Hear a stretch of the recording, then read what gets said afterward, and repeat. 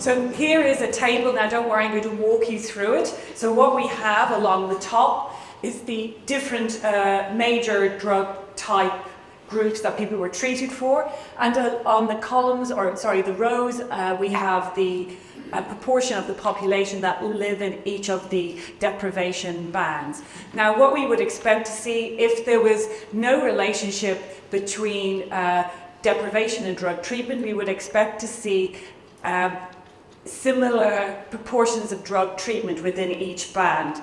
But let's have a look here at the disadvantaged, highlighted here in red. So what we see here in the first column is that 11% of the population live in areas that are considered to be disadvantaged. So we would expect, if there was no relationship, that 10 to 15% of drug treatments would occur within this band, but clearly that's not what we're seeing. We're seeing that 26% of all drug treatments for the years under study, which was 2019 to 2021, occur within this band. And then when we look at drug types, we even see, we start to see other differences. For example, if we look at alcohol, 22% of alcohol treatments occur within this deprivation band, but it goes up to 32% if we look at opioids. And now let's look at this table, which is one more example. One more example. It will move down to the marginally above average band, where many of the population live, that 37%. So again, if there was no relationship, we would expect to see 35, 36, 37, 38% of drug treatments occurring in this area. But in fact, what we're seeing is completely the opposite. We're seeing less than a quarter of drug treatments, as reported to us, occurring in this band. And we're also seeing differences depending on the drug type. And here it's a flip. We see that the highest proportion in this band is alcohol at 26%, and with opiates at 20%. So let's move on from this, and let's look at opioids in more detail. Again, these are just samples and little tasters of how the data can be looked at. So here we are looking at more detail at opioids. And here on my right we have the bands, they're compressed. And on the left we have the share of opioid treatment. And you can see very clearly in the red is that the share of opioid treatment occurs most frequently in the more disadvantaged areas. And as Martin said, is that Andrew showed the slide on deprivation, on drug use throughout the population, but here we're seeing the burden of opioid treatments within the most disadvantaged bands, and again, drug treatment can be used as a proxy for harmful drug use. Let's just take a step back and now look at the whole population, and this is actually rate per 100,000. Underneath, the blue graph is the distribution of the population within the deprivation bands, and the line is the rate of drug treatments. Again, very clearly you can see the very high rates of drug treatments within the more disadvantaged, but it does plateau through those marginally below average and marginally above average is where many of us live, so there is drug treatments happening there, and it tails off as we go through the extremely affluent. Just I suppose a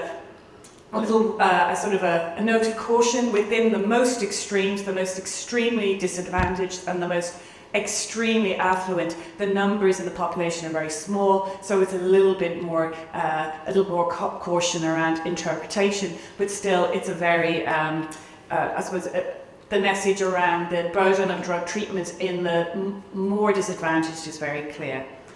And then just my final slide again about illustrating the power of looking at it by geographic area, and what it can tell us is here is a very simple rural urban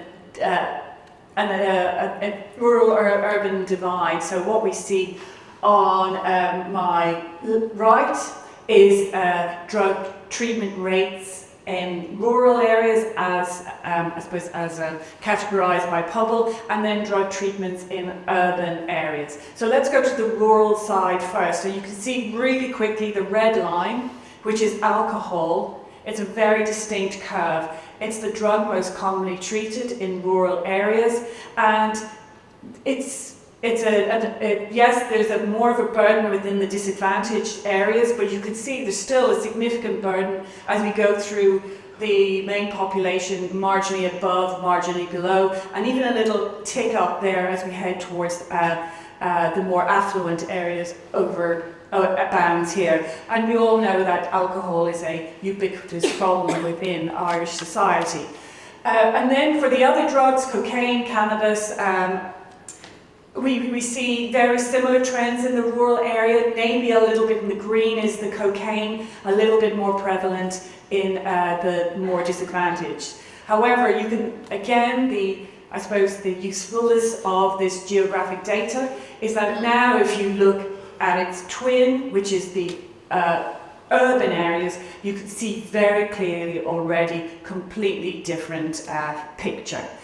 Alcohol is still there, it's still the drug most commonly treated, but the trends with alcohol and the other drugs, which are opiate, cocaine, cannabis and others, are really quite similar. The burden or the share of drug treatment within the most disadvantaged, and then tapering off as we go through. Now, I suppose of note is that for the green line, which is cocaine, maybe we would have expected it to be a more straight line across the different bands, something to be further investigated.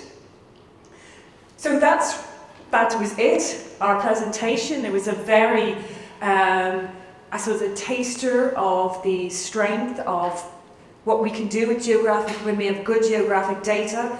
The importance, I think, and that we've demonstrated that there is definitely a relationship between drug treatment and deprivation index, that there's a lot more that we can do and that this data can be used for. As Martin said, it has been published in the last issue of DrugNet, and it's available online or in a hard copy. And then we go for next steps. Well, a lot of potential. We need to think about how this can be used on the ground for services, and how can this help inform practice and policy. I think it's going to be really important as we move towards dementia care areas, so where we can, this analysis was showing where the episode resided, not where they were treated, but of course we can look at where episodes were treated and where they resided. There's a lot of potential. And then again, investigate the potential of a further, more in-depth studies, because as you can see, even from this very top-level analysis, you looked at the urban-rural analysis, there's things going on that would be really interesting to understand more and investigate better. And again, just to thank all my colleagues, Martin and Patrick and Marie, Sarah and Brian, who collaborated on the study, and Patrick it is available at the lunch break to show you more in-depth studies of specific areas if you are interested. So thank you very much.